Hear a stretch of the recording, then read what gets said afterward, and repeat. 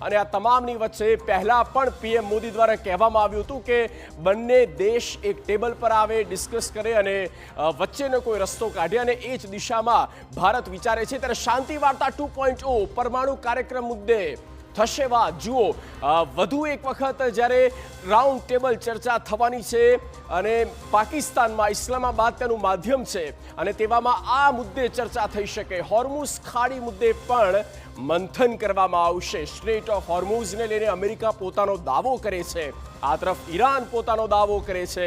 હવે આમાંથી રસ્તો કયો નીકળે છે, બંને દેશ કયા મુદ્દા પર કેટલા સહમત થાય છે, કેટલા એકબીજાને સહયોગ કરે છે, કોનું ક્યાં પ્રભુત્વ રહે છે, કોણ એ તેની લિમિટેશન જાણે છે અને ક્યાં પાછું ફરે છે, આ બધી જ બાબતોને લઈને અત્યારે ઇફ એન્ડ બટ, જો અને તોની વચ્ચે આખી સ્થિતિ જે છે તે જોવા મળી રહી છે। પહેલી ડિસ્કશન ફેલ નહોતી ગઈ, પણ એક રસ્તો ખુલ્લો હતો કે હા, ફરી એક વખત અમે મળીશું, અને લાગી રહ્યું છે કે 48 કલાકની અંદર વધુ એક વખત ડિસ્કશન થવાની છે। રાહતની વાત એ છે કે સીઝ ફાયર છે, એટલે કે યુદ્ધ વિરામ છે, અને આ યુદ્ધ વિરામ કાયમી આવે તે જ દિશામાં ભારત પણ ઈચ્છે છે।